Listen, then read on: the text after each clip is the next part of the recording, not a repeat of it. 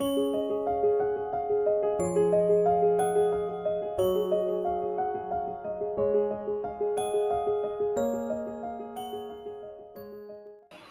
सभी को। नमो नारायण। ये अष्टांग योग की यह श्रृंखला हम लोग यम कंप्लीट कर चुके थे। नियम भी आज लगभग पूर्ण हो जाएगा, ऐसी हम आशा अपेक्षा करते हैं। आइए हम प्रारंभ करते हैं। सभी लोग शरीर को, प्राण को और मन को एक बार सीधा कर लें, स्थिर कर लें और अकार उकार मकार तीनों को एक एक बार बोलकर मेरे साथ, जिससे कि हम सुनने के लिए हमारे पात्र तैयार हो जाएं। तो कमर गर्दन से सीधा कर लीजिए, पूर्ण शरीर की एकाग्रता के प्रति सजग होकर। Spinal cord must be erect and sit in a comfortable position wherever you are seated.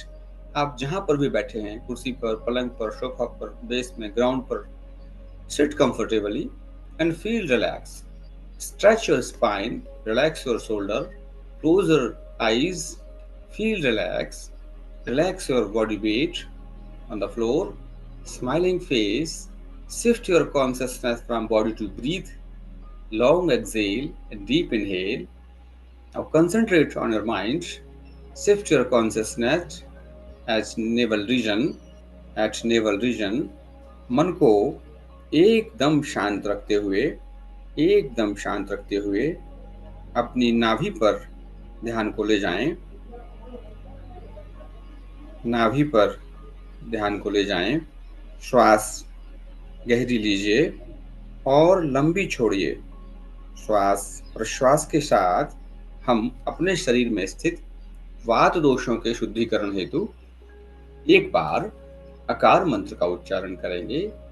मुख को खोलते हुए गहरी श्वास नाक से।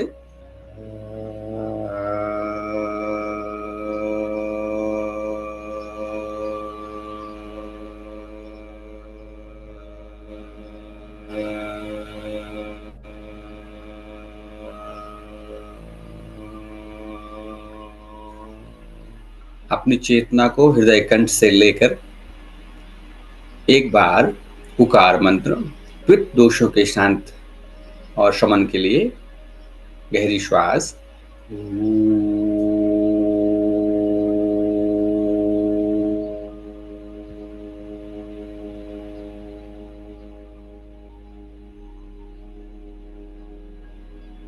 मुख को बंद करके जिह्वा को पलटकर fold your tongue, touch towards soft palate in Khechari mudra. जीभ को कोमल तालु में लगाइए। नासिका रंध्र से श्वास छोड़ते हुए कफ दोष की शुद्धि हेतु एक बार मकार मंत्र का उच्चारण मेरे साथ। गहरी श्वास लीजिएगा।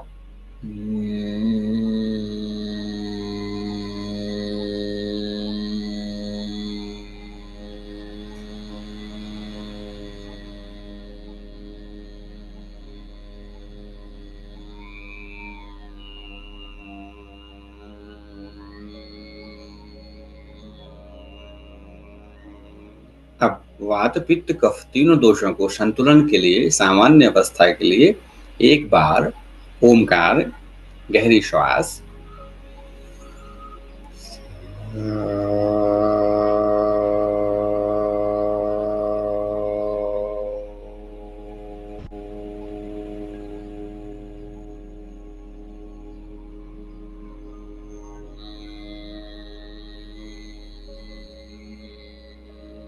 शांति शांति शांति ही।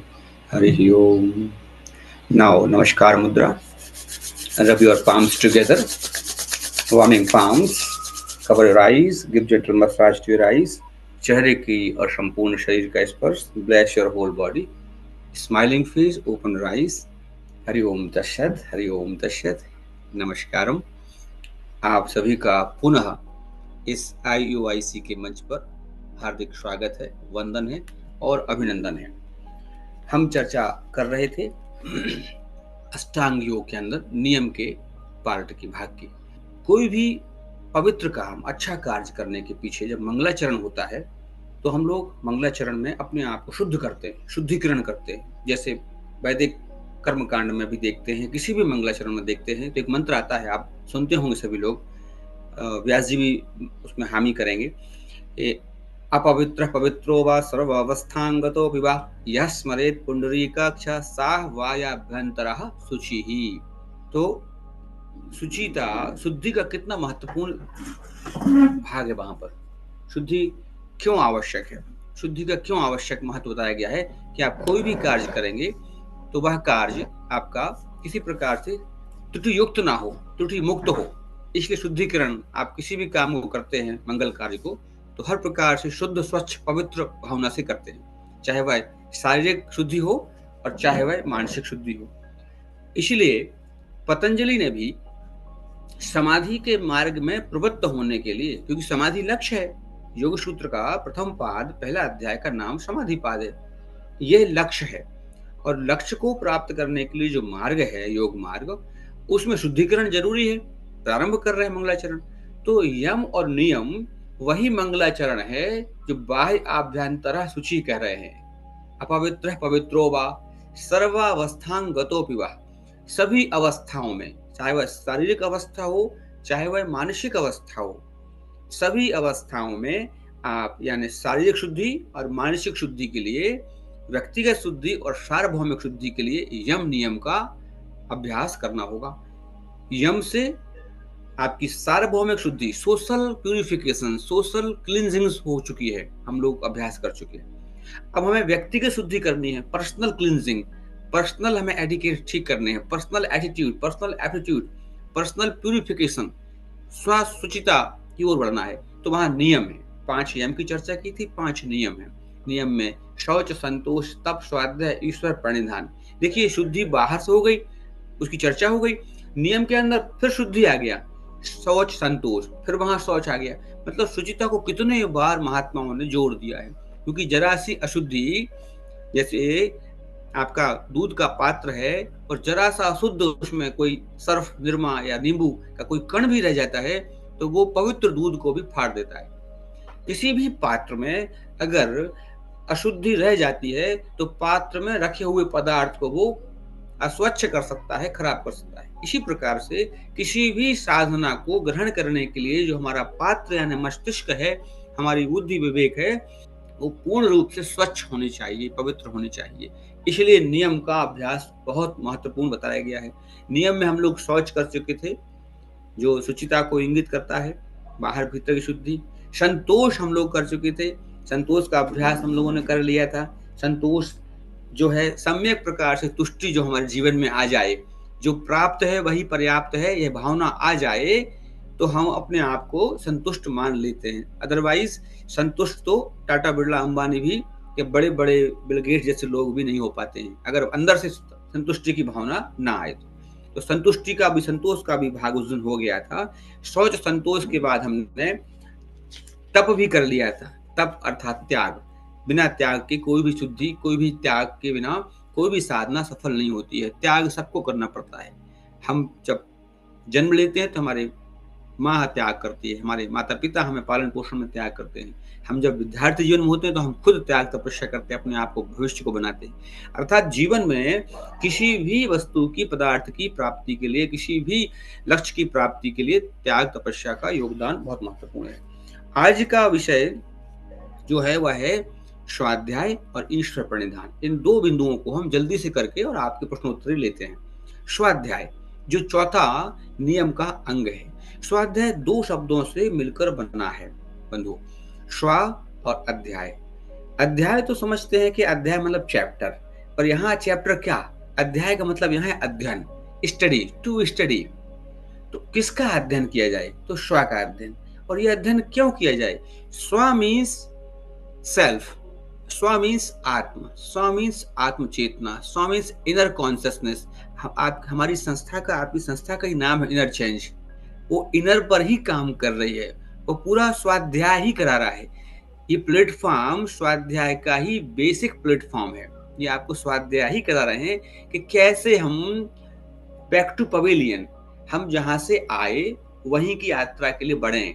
आत्मचिंतन, आत्मदर्शन। तो स्वाध्याय कैसे हो? To know about your self.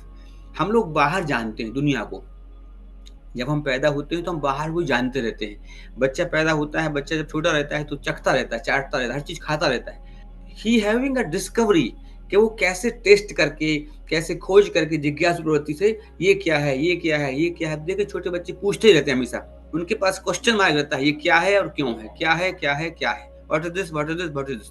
ये क्यूरियोसिटी जो है, ये उसी स्वाध्याय का ही विषय है, जानना, टू नो। तो हम लोग कहते हैं no yourself, know the world. आप अपने आप को जानेंगे, जगत को जानेंगे। तो स्व का मतलब है आपके अंदर की आत्म चेतना। हम 25 तत्वों से मिलकर बने हैं, ऐसा सांख्य दर्शन में महर्षि कपिल ने वर्णन किया है।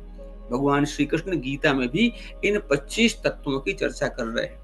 इनको हम षोडश विकार भी कहते हैं, बाह्यकरण, अंतःकरण, इंद्रियां भी कहते हैं। दो तरह का है, बाह्यकरण, अंतःकरण।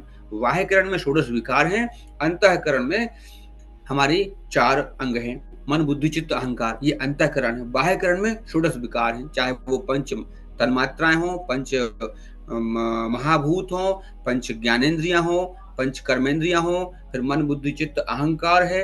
और फिर 24 के बाद 25वां तत्व जो है वो उस सुपर कॉन्शियसनेस से, उस सुप्रीम कॉन्शियसनेस से मिला हुआ हमारा इंडिविजुअल कॉन्शियसनेस है, जिसको हम आत्मा भी कहते हैं। उसको इंडिविजुअल एनर्जी भी कह देते हैं, जो इस पिंड के अंदर, इस देह के अंदर विद्यमान है। जो लोग आत्मा के कॉन्सेप्ट को नहीं मानते हैं तो वो एनर्जी समझ लें, उसको कॉन्शियसनेस समझ लें, अवेयरनेस समझ लें, आत्मचेतना। तो वह 25वां तत्व, इन 25 तत्वों का जो समग्र स्वरूप है, ये ही हमें जीवन दिखलाता है, दर्शन कराता है जीवन का। इनमें से कोई भी अंग मिस हो जाएगा तो हमारा जो दर्शन है वो कंप्लीट नहीं होगा। तो हमें क्या जानना है? हमें बाहर से भीतर की ओर चलना है। संसार बाहर जो है वो षोडश विकार से है, बाहर की पंच भौतिक महा जो प्रकृति है उसको हम जानते जानते अपने आप को डिस्कवर करते जाते हैं, परत दर परत हम उठाते जाते हैं और भीतर की ओर चलते हैं। इसलिए कहते हैं आध्यात्मिक यात्रा भीतर की है, बाहर की नहीं है। संसार की जो यात्रा है वो बाहर की है, जो हम भौतिकता में रहते हैं, लेकिन भीतर की यात्रा भीतर ही होगी। तो हमें अपने परतें, ज्ञान की परतें, क्योंकि हमारा एग्जिस्टेंस पंच महाकोशों की 5 लेयर सीट से ढका हुआ है।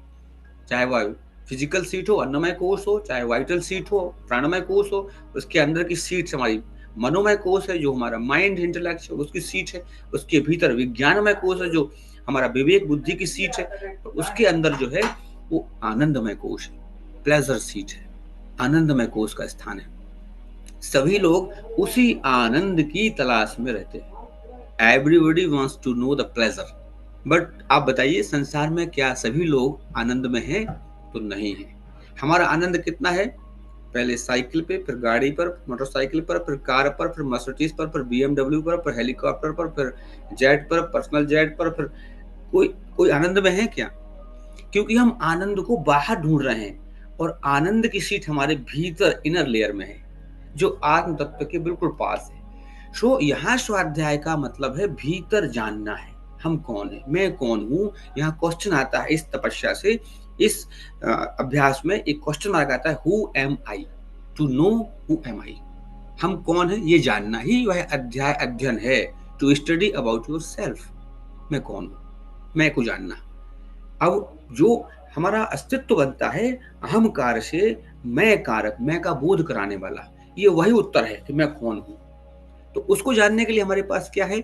उसी जब हम बात करते हैं पतंजलि के शब्दों में, तो वो कहते हैं आगम प्रमाण या शब्द प्रमाण के माध्यम से हम अपने आप को जान सकते हैं। क्योंकि 2 मार्ग हैं अपने आप को जानने के, स्वाध्याय को करने के लिए 2 मार्ग हैं। या तो आप साधुओं की तरह बैठ जाइए ध्यान में, लगातार एक एक निष्ठ होकर ध्यान में बैठे रहिए और ढूंढते रहिए भीतर आंख बंद करके कि who am I, who am I, who am आई।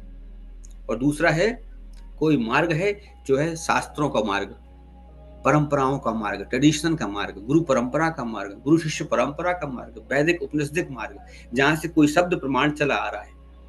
जैसे पानी, आपको प्यास लगी है, पानी आपको पीना है, या तो आप कुआं खोद के पानी पीजिए या आप खड़े रहिए, कोई ऊपर से पानी आपको ला रहा है देने के लिए। एक मार्ग सुलभ है, एक मार्ग दुर्लभ है, कठिन है। तो जो भक्ति योग का मार्ग है वो ऐसा है कि गुरु परंपरा से आ रहे ज्ञान को हमने एक्सेप्ट कर लिया। जैसे स्कूल में हम जो पढ़ते हैं वो क्या है? वो पारंपरिक ज्ञान है। स्कूल में आपने एक किताब पढ़ ली, आपने उस पर फेथ है। जैसे हम कोई रोड पर जाते हैं तो रोड पर माइलोमीटर लगा रहता है व्यास जी, उसमें लिखा रहता है भोपाल 50 किलोमीटर। ये आगम प्रमाण का उदाहरण है, आपको मानना ही पड़ेगा, दिस इज ऑथोराइज्ड नॉलेज। उसमें अथॉरिटी है कि गवर्नमेंट लगाया है ये माइलोमीटर। अब कोई कहे हम नहीं मानते इसको, मत मानो, 50 किलोमीटर भोपाल लगा है। हाँ, कोई अगर हाथ से लिख दे चूने से तो आप नहीं मानोगे, लेकिन एक पत्थर पे लगा है कि 50 किलोमीटर है, आप मान लेते हो। हम अपने बच्चे को भेजते हैं कहाँ? रिकॉग्नाइज्ड स्कूल में, रिकॉग्नाइज्ड टीचर, ऑथोराइज्ड टीचर के पास। क्यों? सर्टिफाइड है। तो जो वैदिक जो ज्ञान चला आ रहा है वो ऑथोराइज्ड है, पारंपरिक है, ट्रेडिशनल है। और दूसरा होता है कि खुद से जानना। हम किसी को नहीं मानते, हम कहते अपने आप को मैं ही ब्रह्म हूँ और खुद को जानते हैं। जैसे एक ये बहुत अच्छा उदाहरण देके हम इस विषय को यहाँ से आगे बढ़ाते हैं। जैसे एक पुत्र को नहीं पता कि वो किसका पुत्र है, उसका पिता कौन है, उसको नहीं पता। उसको पता है कि ये मेरी माँ है, पर पिता नहीं मुझे पता कौन है। अब दो ही तरीके हैं उसके पास, एक है आरोहण मार्ग, एक है अवरोहण मार्ग, असेंडिंग ऑर्डर, डिसेंडिंग वे। या तो माँ से सीधा पूछ ले वो कि माँ मेरा पिता कौन है बताओ। दूसरा मार्ग है डीएनए टेस्ट कराए वो। अब पिता उसके सामने नहीं है, डीएनए टेस्ट कराना उसको। माँ की बात को नहीं मान रहा वो। मदर जो है, हमारी माँ है, जो श्रुतियां हैं, जो ज्ञान मार्ग, जो हमारी भक्ति मार्ग है, तो वो माँ की बात को ना मानकर अपने क्यूरियोसिटी के लिए डीएनए टेस्ट करेगा और इस पृथ्वी पर घूमेगा और हर व्यक्ति का डीएनए टेस्ट करेगा। क्या संभव है वो व्यक्ति उसको मिल पाए, उसका पिता? डीएनए टेस्ट करने के लिए हो सकता है जन्म निकल जाए और वो व्यक्ति ना मिले उसको डीएनए टेस्ट के लिए। ढूंढता रहे शहर दर शहर। सबसे सरल उपाय क्या था कि माँ को पता था कि ये तुम्हारे पिता हैं, इनके तुम पुत्र हो। इसी प्रकार हमारा सोर्स ऑफ ओरिजिन क्या है, हम कहाँ से आए हैं, उसको जानने के लिए जो हमारे पास ऑथेंटिक नॉलेज है, ऑथेंटिक हमारे पास जो वर्क है, जो हमारे पास ग्रंथ हैं, जो शास्त्र सिद्ध हैं, उनको हम सीधे एक्सेप्ट कर लेते हैं। अगर नहीं भी करते हैं तो क्यों नहीं करते पर जाना चाहिए। दृष्टिकोण हमेशा तटस्थ होना चाहिए। तो सापेक्ष होता है, निरपेक्ष होता है, लेकिन तटस्थ होना चाहिए। अगर आप किसी बात को नहीं मानते हो तो नहीं मानने का आपके पास लॉजिकल ऑथेंटिक रीजन होना चाहिए। या फिर एक्सेप्टेंस करते हो तो एक्सेप्टेंस का भी रीजन कि हम क्यों मान रहे हैं इस बात को। तो स्वाध्याय हम जब करते हैं तो स्वाध्याय का यहाँ बताया गया है फल। स्वाध्याय से फायदा क्या होता है, स्वाध्याय में होता क्या है? आप शास्त्रों का अध्ययन करते हो, आदर्श ग्रंथों का अध्ययन करते हो, संत सम्मत ग्रंथ जो बनाए गए हैं, चाहे आप उनको तुलसीकृत रामचरितमानस कह लीजिए, वेद कह लीजिए, उपनिषद कह लीजिए, पुराण कह लीजिए, भागवत कह लीजिए, जो भी आप ऑथेंटिक मानते हैं, जो भी आगम ग्रंथ कहे गए हैं, जो एक परंपरा से चले आ रहे हैं, उनको लोग करते हैं। स्वाध्याय आदि इष्ट देवता संप्रयोग। इनके प्रयोग से होता क्या है? इससे इष्ट देवता का साक्षात होता है। जिसको आप मानते हो, आप स्व की खोज कर रहे हो तो आप स्व को देख सकते हो। आपका लक्ष्य स्व को देखना है तो स्व को देख सकते हो। आप कृष्ण को देना चाहते हो तो कृष्ण को पा सकते हो, आप राम को पा सकते हो। आप जिसको देखना चाहते हो स्व में, उस स्व को आप साक्षात कर सकते हो। लोग स्वाध्याय के अंदर मंत्र जप भी करते हैं, अनुष्ठान भी करते हैं। स्वाध्याय शील को देवता, ऋषि, सिद्ध दर्शन देते हैं और उसके मार्ग को आशीष करते हैं, सफलता प्रदान करने के लिए। इस प्रकार से स्वाध्याय के सिद्ध होने पर वह योगी, वह साधक, वह जातक इष्ट देवता का साथ सायुज्य करता है, अपनी चेतना के साथ जुड़ता है, to connect with the source. आपका सोर्स क्या था, कहाँ से, उस मार्ग से जुड़ता है, उसका साक्षात होता है। जो भक्ति योग के पथिक है वो कहते हैं कि हमें दर्शन हुए हैं, तो उनका उद्देश्य, लक्ष्य वो था। तो स्वाध्याय के अंदर हम अपने इष्ट को प्राप्त करते हैं, इसलिए स्वाध्याय का महत्व बताया गया, ऐसा पतंजलि कहते हैं। स्वाध्याय से आप अपने आप को ही जान पाते, क्योंकि ईश्वर अंश जीव अविनाशी, हम उस ईश्वर के अंश हैं। ममई वांसो जीव लोके, भगवत गीता में श्री कृष्ण अर्जुन से कहते हैं कि मेरा ही अंश, ये छठी इंद्रिय के रूप में, ममई वांसो जीव लोको, मेरा ही अंश है ये। इसके बाद अगला जो अंग है वह है ईश्वर प्रणिधान। देखिए, स्वाध्याय के बाद सीधा भक्ति योग में ले गए पतंजलि। यहाँ से स्वाध्याय को डिस्क्रिमिनेट करते हुए दो मार्ग को लेकर, ज्ञान योग और भक्ति योग, इसको करते हुए आगे कहाँ ले जा रहे हैं? सीधा भक्ति योग पर। ईश्वर प्रणिधानात्, ईश्वर प्रणिधानात्, ईश्वर क्या है? जिसकी सृष्टि है, जो निर्माता है। अब उसको कोई नाम देता है, कोई नहीं देता है, कोई आकार मानता है, साकार मानता है, कोई निराकार मानता है, बट कोई ना कोई तो है क्रिएटर जिसने क्रिएट किया है।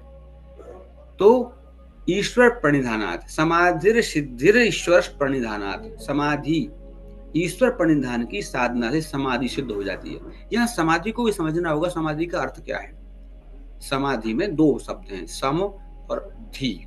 समाधि और सम और आधि, सम और धी, समा, सम और आधि।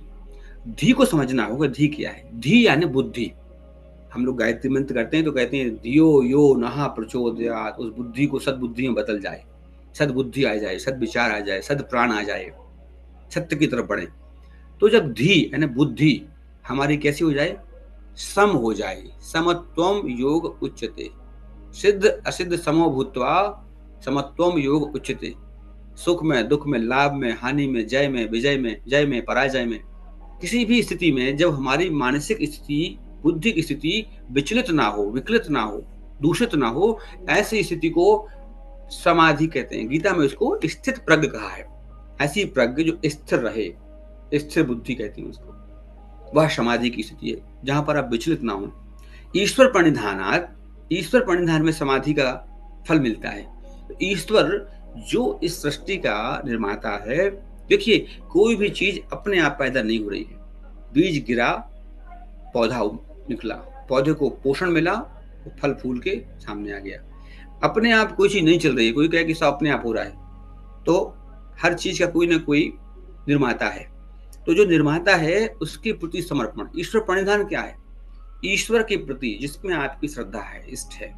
ब्रह्मसूत्र में तो भगवान कृष्ण स्वयं कहा गया है, कृष्ण ही स्वयं भगवान है, अन्य देवी देवता है। टॉप अथॉरिटी कौन है, कृष्ण। ऐसा ब्रह्मसूत्र में ब्रह्मा जी स्वयं कह रहे हैं, कृष्णस्य भगवान स्वयं।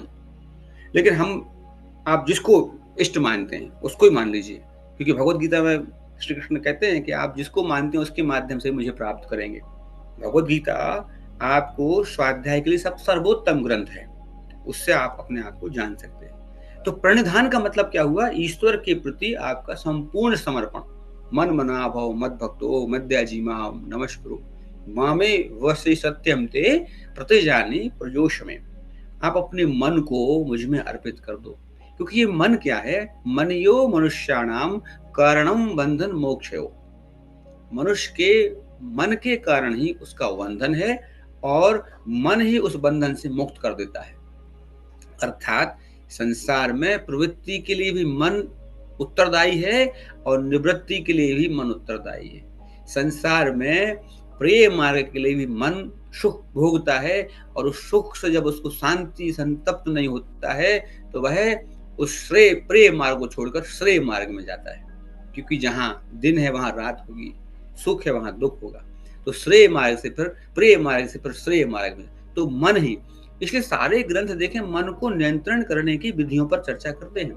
जब हम आगे प्राणायाम और प्रत्याहार में जाएंगे तो आपको मन को विस्तार समझना होगा।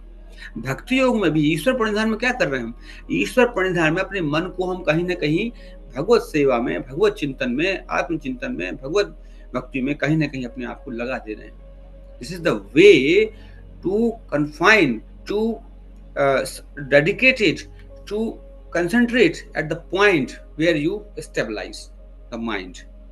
मन को आप एक जगह लगाने के लिए आप जप करते हैं, जप कर रहे हैं तो क्या कर रहे हैं, मन को आपने माला के बिंदु पर लगाया, मोती पर लगाया और आप मंत्र कर रहे हैं राम राम राम राम राम।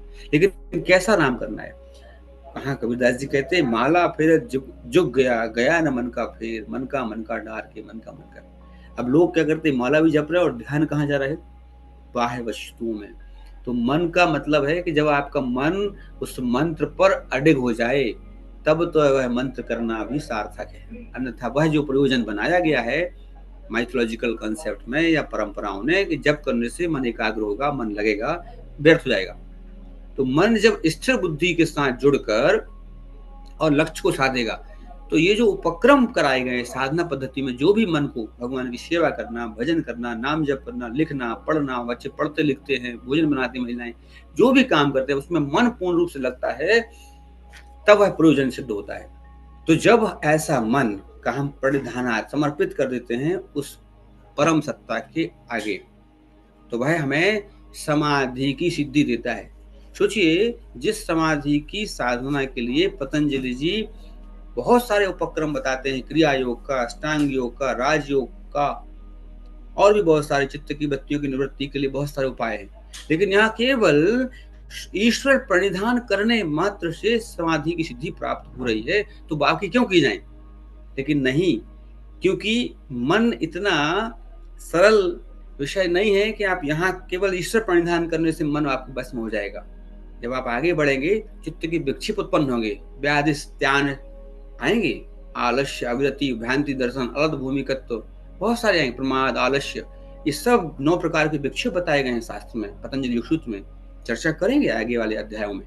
तो ये आपको व्युत्थान करेंगे, व्यवधान करेंगे, और आप अपना ईश्वर प्रणिधान नहीं कर पाएंगे, आपका नियम पूरा नहीं होगा। तो उस नियम को पूरा करने के लिए आपको पूर्ण रूप से अपने मन को समर्पित करना होगा, मन ही समर्पित करना होगा। अर्जुन ने जब पूर्ण रूप से समर्पण किया है भगवान श्री कृष्ण के चरणों में, तब उन्होंने कहा है कि अब तुम युद्ध जीतोगे। और जब तक मन नहीं था तो विषाद था। अर्जुन को पहले अध्याय में विषाद हो रहा है, और दूसरे अध्याय में जब भगवान उसको ज्ञान देते हैं, आत्मा का ज्ञान देते हैं, स्वाध्याय कराते हैं, सांख्य योग समझाते हैं, आत्मा के विषय में बताते हैं, जगत के बारे में बताते हैं, तत्वों के बारे में समझाते हैं, उसकी निर्मिति के बारे में समझाते हैं, तब उसकी धीरे धीरे आंखें खुलती हैं और उसको दिव्य चक्षु प्रदान किए जाते हैं। तो इसी प्रकार से ईश्वर प्रणिधान का अर्थ है कि हम उस परम सत्ता के आगे अपने आप को समर्पित करके और अपने आप को जानने का प्रयास करते हैं, निरंतर उससे जुड़ते हैं, तो हमें समाधि की सिद्धि प्राप्त होती है, अर्थात मन की स्थित प्रज्ञता आती है, मन स्थिर होता है। स्थिर मन से ही हम आगे की यात्रा जो आने वाली है वो कर सकते हैं, अन्यथा नहीं। इसमें बहुत सारे विषय हैं, पर चूंकि समय हो गया है, मुझे लगता है अब 10 मिनट का समय आपके साथ प्रश्नोत्तरी का है, तो यहाँ नियम हमारा अष्टांग योग का दूसरा क्रम पूर्ण होता है। मैं व्यास जी से आग्रह करूंगा कि अगर इस संदर्भ में किसी के प्रश्न हो तो हम शीघ्रता से ले लेंगे, और अगले सत्र में जो पतंजलि योग सूत्र के अष्टांग योग का तीसरा चरण है आसन, इसको पूर्ण किया जाएगा। जब तक हमारे साथी कोई चर्चा करते हैं सर, मैं जानना चाहूंगा मंत्र का थोड़ा सा आप गूढ़ार्थ जो है उसको थोड़ा सा बता पाए। देखिए, हाँ, मंत्र का जो परिभाषा है, the etymology of mantra, the definition of mantra is मन्ना त्रायते इति मंत्रः, जो मन के बंधन को त्रय कर दे, मुक्त कर दे। मन्ना त्रायते इति मंत्रः, मन के बंधन को मुक्त करने वाले शब्द को, स्वर को मंत्र कहते हैं। चाहे वो ओम हो सकता है, ओम नमः शिवाय हो सकता है, हरे कृष्ण कृष्ण कृष्ण हरे हरे, हरे राम राम राम हरे हरे महामंत्र हो सकता है, गायत्री मंत्र हो सकता है, महामृत्युंजय हो सकता है। जो भी नाद, जो भी शब्द, स्वर आपके मन को एकाग्र कर दे, मन के बंधनों को, मन की विषाक्तता को दूर कर दे, मन के विक्षेप को दूर कर दे और स्थिर कर दे, वह मंत्र है। जरूरी नहीं है कि वहां अक्षर हो, नाद भी एक मंत्र है, स्वर भी एक मंत्र है। आपको एक हिमालय से बह रही गंगा की कल कल कर की आवाज भी अगर मंत्र को, मन को मुग्ध कर दे, मन को एकाग्र कर दे, मन को स्थिर कर दे, तो वह मंत्र बन जाएगी। अब विविध प्रकार के मंत्र होते हैं, व्यक्तिक मंत्र, सार्वभौमिक मंत्र, कल्याणकारी मंत्र, व्यक्तिक कल्याण के मंत्र, फिर बहुत सारे लोकाचार में बहुत सारे मंत्र साधना है, फिर बहुत सारी साधनाओं में विशेष मंत्रों का नियोजन किया गया है। जैसे भोजन में तो पृथ्वी जल अग्नि वायु आकाश का मिश्रण ही है, लेकिन फिर 56 प्रकार का भोजन है, इसी प्रकार 56 प्रकार के मंत्र भी हैं। पर वह स्वर, वह नाद जो मन को एकाग्र कर दे, वही मंत्र है। जी, थैंक यू। पर कई बार हम देखते हैं कि जब मंत्र के लिए हम अंगीकार करते हैं तो वो ऐसा अंग बन जाता है कि हम उसका ध्यान भी रहता है, उसका उच्चारण चलता रहता है, माने जो उसका अजपा जप है वो चलता रहता है। कई बार ऐसा लगता है कि ये तो कहीं परेशानी का सबब बन गया, माने इतना जीवन में ढल जाता है। कई बार मैंने अपने स्वयं में देखा है इसको सर। बिल्कुल, देखिए अजपा जप का अर्थ क्या है? एक होता है जप और एक होता है अजप। जप माने रिमेम्बरिंग, रिमाइंडिंग, जिसको हम जपते हैं। अगर हम यहाँ मंच से बोले व्यास जी, तो व्यास जी तुरंत देखेंगे, अरे डॉक्टर साहब ने आवाज लगाई। अगर हम कहेंगे अलका जी, तो व्यास जी नहीं देखेंगे, क्योंकि हमने अलका जी को आवाज लगाई। तो हम जब एक मंत्र पर फोकस करते हैं तो उस मंत्र से जुड़ी एनर्जी फोकस होती है हमारी तरफ, तो मंत्र सिद्ध हो जाता है, मंत्र सिद्ध हो जाता है। तो हम जिसका मंत्र कर रहे हैं वो व्यक्ति हमारी तरफ आकर्षित होता है। आप किसी को भी जब कई बार बुलाएंगे तो मंत्र आकर्षित होगा।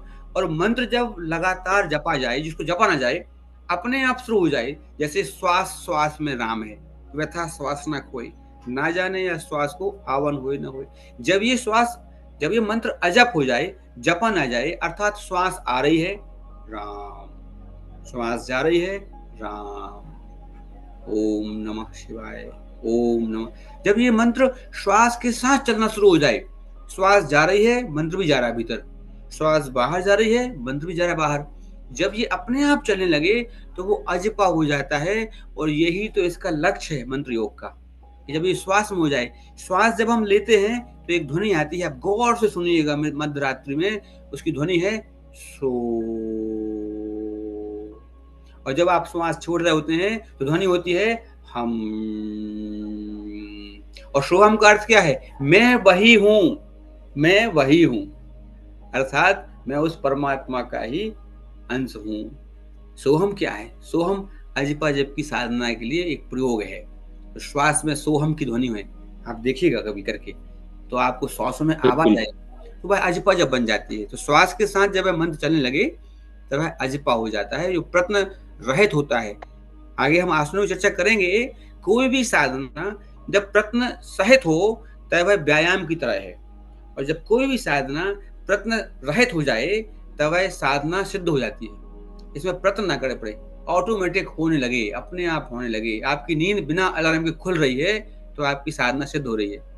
अलार्म लगा रहे हैं तो आप प्रत्नशील हैं, प्रत्न सिद्ध नहीं है।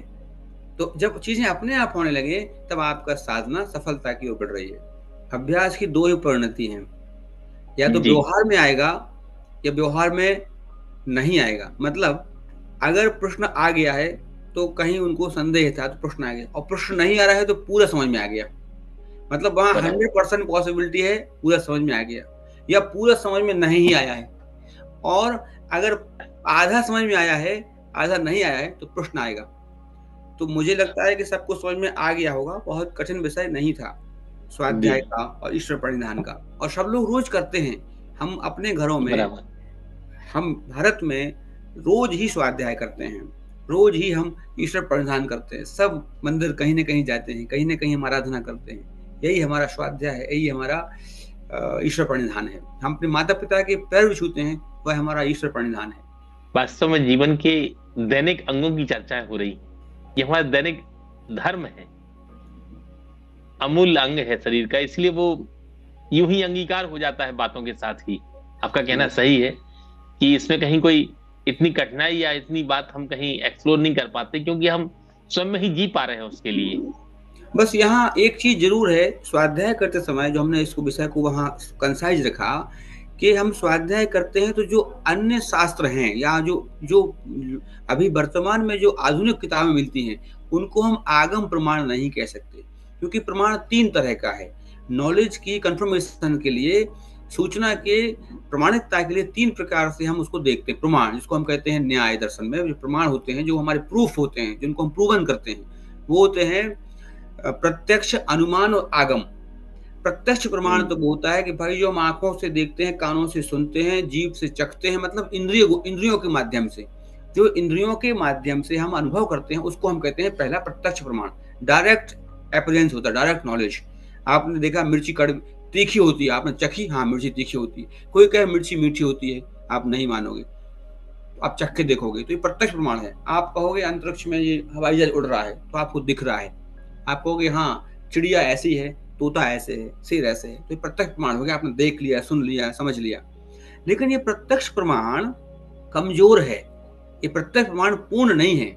जैसे आप रेगिस्तान में जब दूर देखते हैं तो कई बार रेत के जो कण हैं वो पानी दिखते हैं, तब आपका वो आंख, वो नेत्र प्रत्यक्ष गलत कर रहा है।